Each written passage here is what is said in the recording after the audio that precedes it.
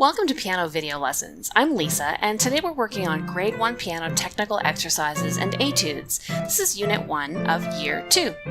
In our last lesson, we learned the solid triads for the minor scales, so A minor, E minor, and D minor, and in this lesson we're going to be working on the Study in C by Anton Diabelli. And if you find that in your ebook, it's on page 20. You can click the info card to get the ebook or to come on over to pianovideolessons.com and get a complete index of all the lessons available. So in this lesson, we're going to be learning this piece, and as with any etude, it is giving us some specific skills to reinforce. And this particular one is reinforcing hand independence and also balance between the hands. So what that means is one hand is doing something different than the other. So that's what independence means, and we work on that in many ways. And also balance between the hands means you want to focus on one of the hands as the melodic hand and the other one as playing the harmony. In this piece, that's a little bit technically challenging because the melodic hand is going to be playing single notes, where the left hand is the harmony and it's playing blocked chords. And so we have to be careful when we balance these when we play them at the same time.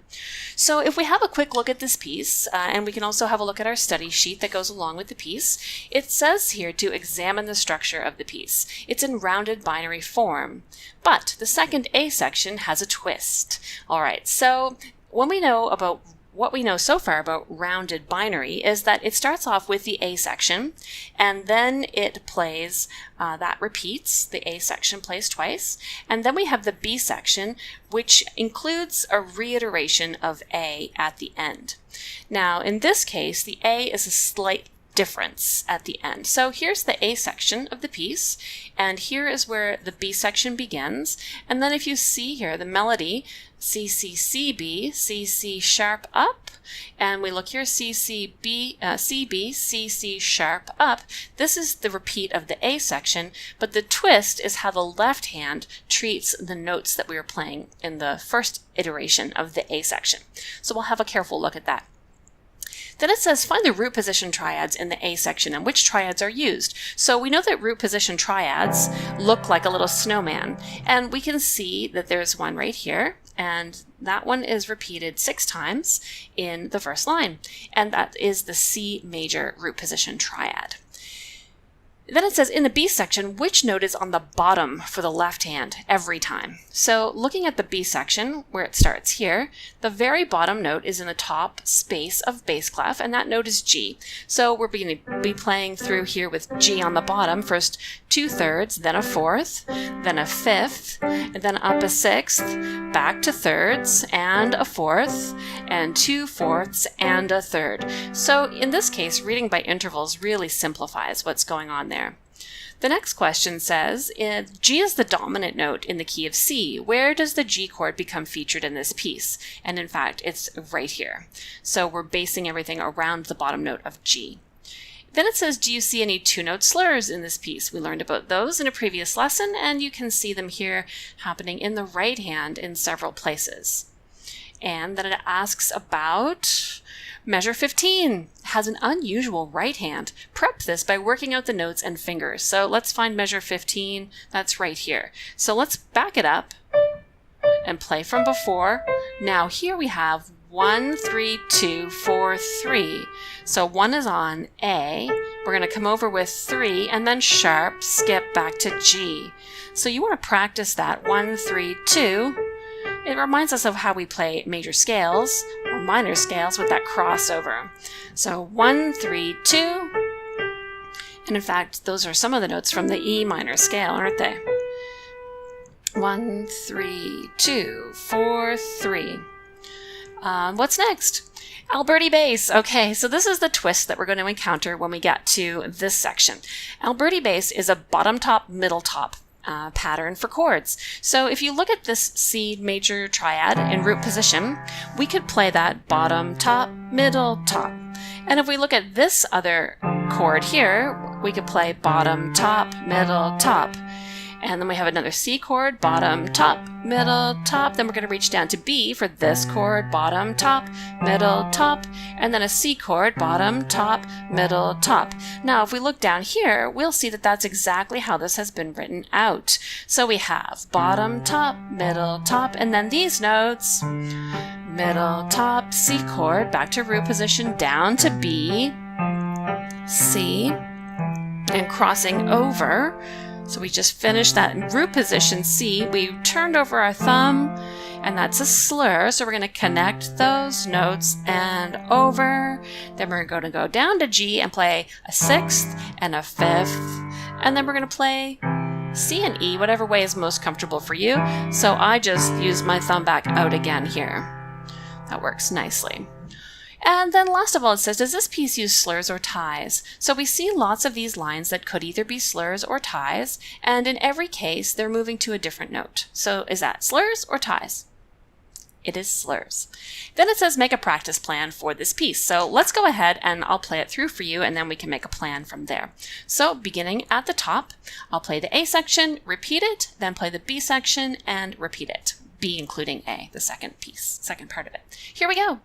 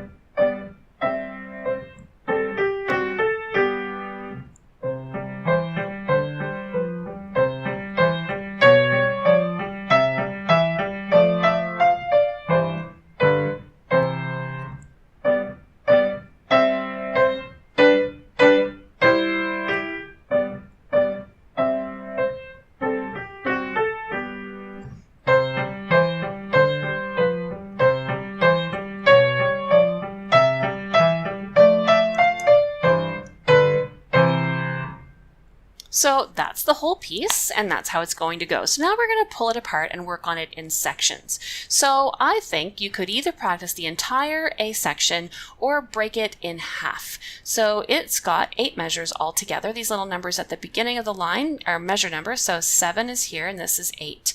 So let's go ahead first and just look at the first 4 bars. And the right hand alone is going to play 1 and 2 and 1 and 2 and 1 and 2 and 1 and 2. So we've got nice strong tas, drop, lift, 1, 2, drop, lift. And when we drop, we're going to fall into that key and let our wrist fall and lift. So that gives a lighter sound on the second note. Now the left hand, we want to make sure that our chords are nice and solidly played at the same time. Now we want to play both hands at once we've worked the independent hands out. And one thing that you'll notice is that playing that left hand more softly than the right will prove to be a bit of a challenge. So you could practice that by ghosting. We've done that before. And now let's try both hands again.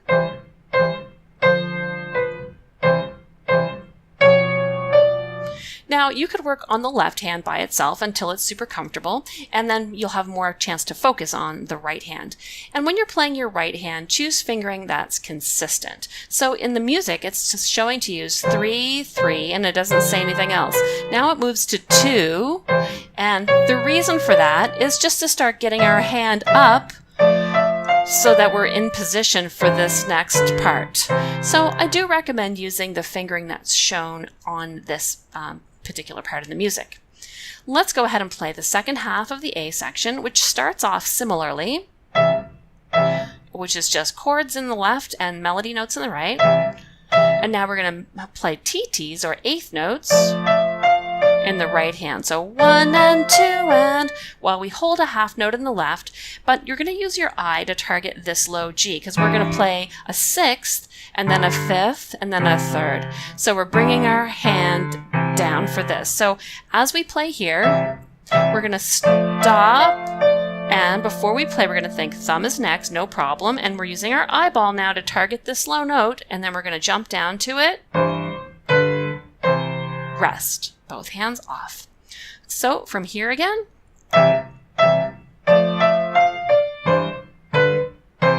off. So decide if either of those sections is giving you any challenges. The way you'll know is if you play wrong notes, or if you pause in places to think, or if you just feel a little bit stressed. If it doesn't feel easy, then you should slow it down and keep on practicing. Let's move over to the B section now. B section starts off with fingers 3 and 5 at the bottom of a G triad. So there's your G major triad. We're going to take this D, we're going to play it up here. So that's really very much emphasizing that we're shifting now to focus on that G triad, which is the dominant triad of the key of C. It's the 5 chord, 1, 2, 3, 4, 5. The name for the 5th chord of a piece is not just the 5 chord, we also call that the dominant chord, because this note has the name dominant when we refer to it in classical music. All right, or even in music theory, we'll use that as the word dominant comes out in jazz as well. So it's not just classical, but it's a more sort of a technical descriptive word than simply 5. All right, so let's see. We've got this right hand playing melody, drop, lift. Left hand moves up and up again. Now this is a little echo and it's mezzo piano. And then we have this ending, which we talked about before, 1, 3, 2, 4, 3. So there's no finger number written in after that 2 on F sharp, 2 on F sharp, but you will use 2 on F sharp and then skip up to 4 and then land on 3. It wouldn't make sense to keep your thumb there on the note from before. We've come all the way over and our thumb's going to relax. Now we'll play 4, 3. So you may want to practice that as well. 1, 2, 3, 4, 3, rest. Now, moving on to the last iteration of the A section, let's take the left hand by itself. And again, we're using the same notes that we were playing before, but instead of playing them in blocked form, we're playing them in Alberti bass form. And Alberti bass is always bottom, top, middle, top, bottom, top, middle, top, bottom, top, middle, top, bottom, top, middle, top. And then we have this little ending, then we're down to a 6th and a 5th, and a little ending with just 2 notes. So this Alberti pattern is written out just as 8th notes, but a little tip is that stylistically it's usually played with a little bit of a lingering long first anchored note. So you see there I'm holding that note right through. And this is one slur, so we'll play all of that connected. And then the slur ends, connect, and the slur ends, so we lift off, where there won't be a rest. I'm just pausing to speak. So it gives it a bit of a pedal sound when we hold that bottom note. I mean, there's no pedal being used, but it really creates a layer of sound underneath the rest of the chord notes. So if we start from the beginning, there's no finger number written in for the right hand here, but it is the same melody as before, so we're going to start on finger 3 right here as well. So here I go. Both hands lift.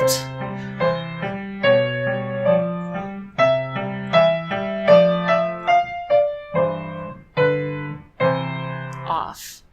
All right, so you'll want to practice probably whichever hand is harder for you more, so that you have a chance to focus on the other one a little more. Now, or you could focus on the easier. I also recommend that. Sort of memorize that easy right hand, and then you'll have lots of time to focus on the left hand. And then we're going to talk about the harmony here. So the harmony is this left hand, and while we were learning it, we might have played it louder just to think about it, but when we play it with the right hand, we want to make sure that the right hand still carries the melody,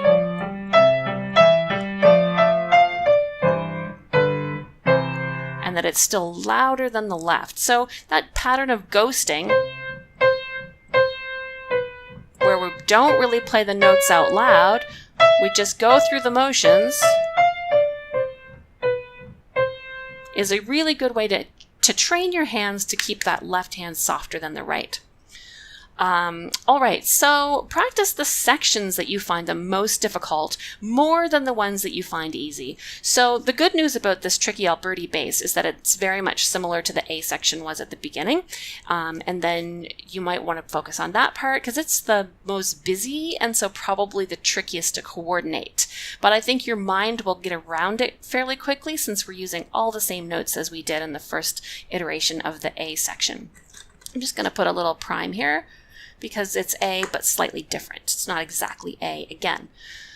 So what I recommend for you to do is record yourself playing this piece and then listen back to it. And while you're listening back, you can check to see if you're achieving all of these elements, which is playing it with correct notes and rhythm, using consistent fingering that's practical for you, keeping your beat steady, counting 1 and 2 and 1 and 2, and or you could play that with a metronome, and also lifting at the ends of slurs for the right hand and even for the left hand here in this Alberti section, observing the dynamics of mezzo piano, mezzo forte, mezzo piano, mezzo forte, and also keeping the left hand softer than the right.